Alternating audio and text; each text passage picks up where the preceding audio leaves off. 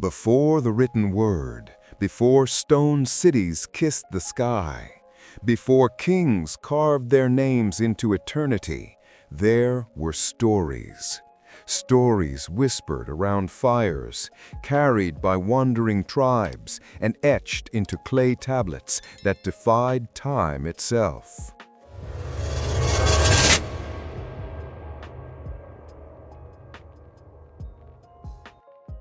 These stories were not just of gods and monsters, but of men, of ambition, love, betrayal, and the relentless pursuit of power. They were the stories that built the world we know today. It began in Mesopotamia, the cradle of civilization. Between the rivers Tigris and Euphrates, men learned to master water, to tame the earth, and to build empires that would shape humanity. Here, in the city of Uruk, a man named Gilgamesh ruled. 2/3 God, 1/3 man, a king who sought immortality. His story is the oldest ever told, the Epic of Gilgamesh, a tale that reveals how even kings must bow before the laws of time and death. Gilgamesh was powerful and arrogant, and his people cried out against him. So the gods created Enkidu, a wild man, his equal in strength and spirit. When they finally met, they fought until the earth shook, and then they became brothers. Together, they journeyed through the wilderness, defeated monsters, and defied the gods. But when Enkidu died, Gilgamesh's heart broke, and he set out on a quest for eternal life, a journey that would teach him the greatest truth of all, that immortality belongs not to men, but to their stories. To the west, across deserts and mountains, Egypt stood proud, a kingdom bound by the Nile and blessed by the gods. The pharaohs ruled not as men, but as living gods, their bloodline believed to be divine. And yet, beneath the golden masks and monuments of eternity, there were whispers of love and treachery, of devotion and desire. The story of Egypt is not just the story of power. It is the story of hearts that defied empires. Like the tale of Isis and Osiris, a god slain by his jealous brother, dismembered and scattered across the land. Isis, his devoted wife, searched every corner of Egypt to gather his body and breathe life into him once more.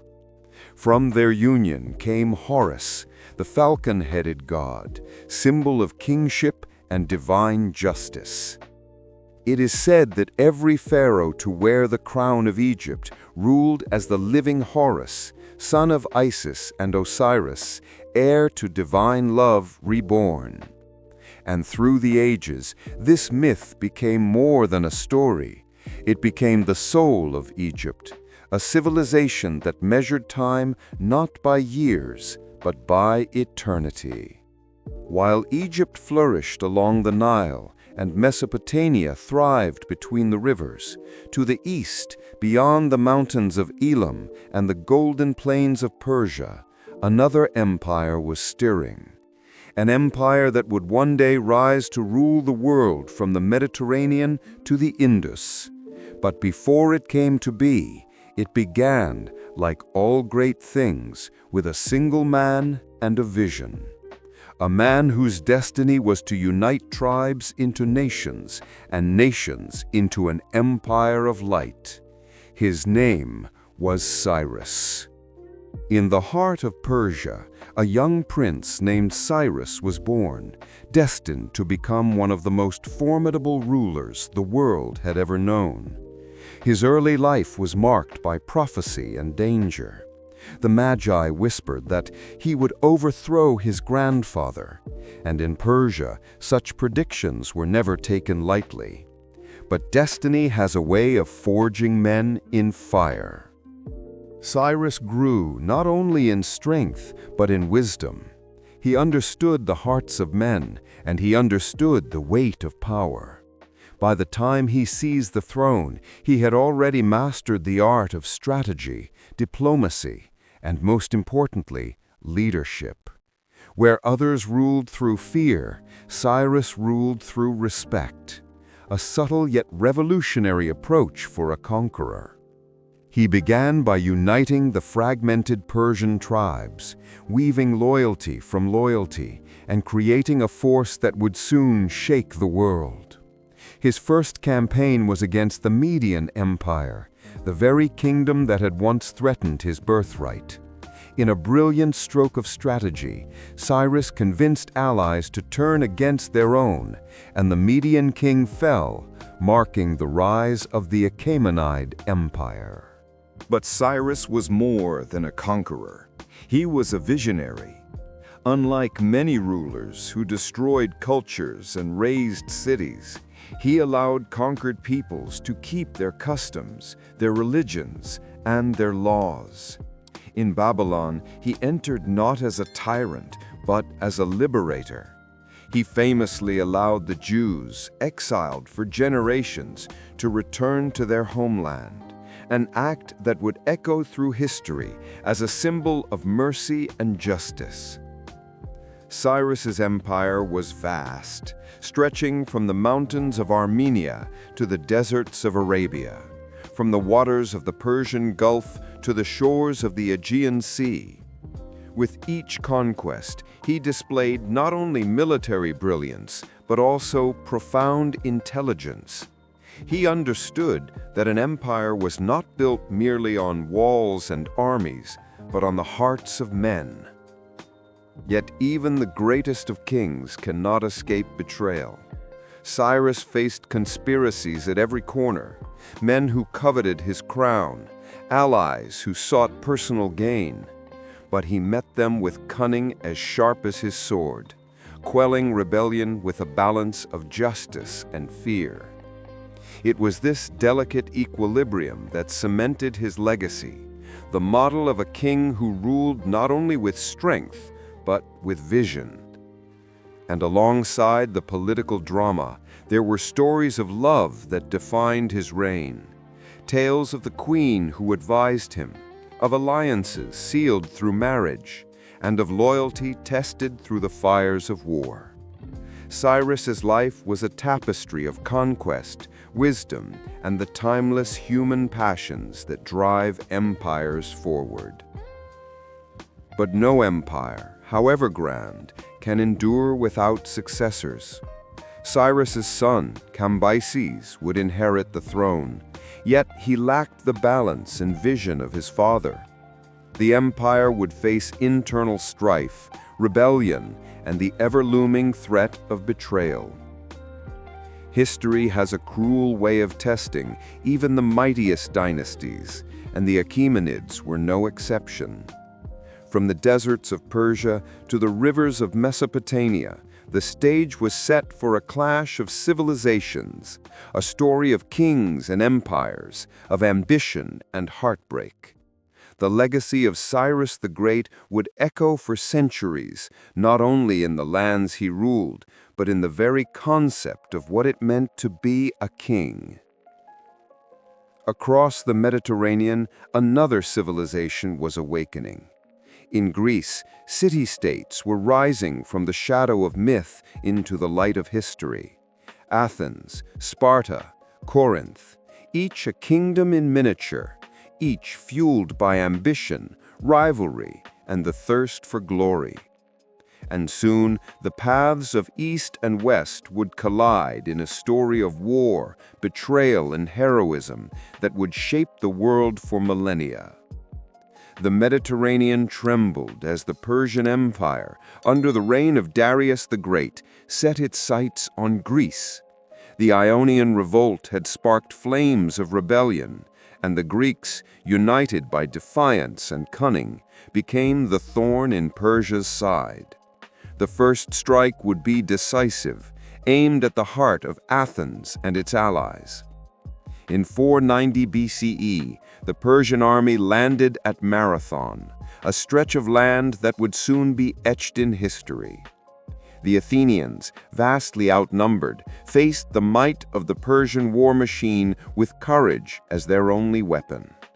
Miltiades, the Athenian general who understood both Persian tactics and Greek terrain, marshaled a force of 10,000 hoplites. Against him stood a Persian army nearly double in size, seasoned and disciplined. The clash was fierce. Persian archers showered arrows upon the Athenians, yet the tightly packed Greek phalanx held firm. Spears and shields became instruments of precision, slicing through the Persian lines. In a coordinated charge, the Greeks broke the enemy's formation. When the dust settled, 6,400 Persian soldiers lay dead, while the Athenians mourned only 192. The Battle of Marathon was not just a victory, it was a statement.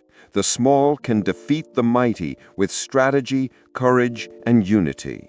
But the threat of Persia did not end. Darius's son, Xerxes, inherited the crown and the ambition to complete his father's conquest. His army was vast, his resources seemingly limitless. The Persian forces marched across the Hellespont, their numbers shaking the earth itself. And yet, the Greeks were ready. At Thermopylae, a narrow mountain pass became the stage for one of history's most legendary stands. King Leonidas of Sparta led 7,000 Greek hoplites, including his famed 300 Spartans, against the Persian horde. Xerxes sent emissaries, demanding surrender. Leonidas's reply echoed through the ages, "Come and take them." For 3 days, the Greeks held the pass. Their discipline and courage slowed the Persian advance, each hoplite a wall of human determination. But betrayal loomed. Ephialtes, a neighbor, revealed a hidden mountain path, allowing Xerxes' forces to flank the defenders. Leonidas, recognizing the inevitability, sent the bulk of the Greek army to safety and remained with his 300 Spartans in a final heroic stand. Their sacrifice became the symbol of resistance against overwhelming odds, courage immortalized. Meanwhile, at sea, the Greek fleet faced a formidable Persian navy. Themistocles, an Athenian strategist, understood the advantage lay not in numbers but in maneuverability. Using the narrow straits near Salamis, he lured the Persian ships into chaos. The smaller, agile Greek triremes struck with precision. Over 2 days, the Persian fleet suffered devastating losses, nearly 200 ships destroyed, their numerical superiority rendered meaningless. These victories, both on land and at sea, were not mere military feats. They were psychological triumphs, igniting the spirit of resistance across Greece. Cities united, alliances strengthened, and a collective identity formed. Greeks not as isolated city-states, but as defenders of freedom. Yet the war was far from over. Xerxes returned to Persia, leaving Mardonius in charge, hoping to consolidate Persian control. But the Greeks, prepared and determined, gathered once more. At Plataea in 479 BCE, a decisive battle unfolded. Using high ground, fortifications, and the formidable hoplite phalanx, the Greeks withstood the Persian assault. When Mardonius fell in combat, Persian morale collapsed. The Greeks pursued relentlessly, delivering a crushing blow that ended Persian ambitions in mainland Greece. The war had tested the mettle of kings and citizens alike. It was a clash of empires, a dance of strategy and valor, and a testament to human resilience. The Athenians emerged not only victorious but emboldened, their city spared, their people alive, their culture and spirit intact. And in the echoes of these battles, Herodotus, a young boy at the time, would later find the stories that would shape the world's understanding of history. Beyond the battlefield, the ancient world was alive with intrigue. Empires rose and fell. Kings plotted and loved, betrayed and conquered. From Persia to Greece, from Babylon to Egypt, the threads of history wove a tapestry of human ambition, passion, and folly. And at the center of it all were men and women whose choices, brave or foolish, would echo across centuries. History is often told through battles and empires, yet the true pulse of the ancient world beat in its courts, where love, ambition, and betrayal intertwined like threads of fate. Kings rose and fell not only through battles, but through love, betrayal, and the endless pursuit of power. And in these stories, the human spirit, its passions, weaknesses, and brilliance, shines brighter than the mightiest empire. From the deserts of Persia to the mountains of Greece, every empire left behind more than military achievements. They bequeathed ideas, governance, philosophy, and culture. The greatest stories of the ancient world remind us that history is not merely a record of the past. It is a living testament to humanity's capacity for greatness, folly, and transformation. And as we look to the present and the future, the lessons of these kings, empires, betrayals, and loves continue to guide us, inspire us, and challenge us to write our own stories worthy of remembrance.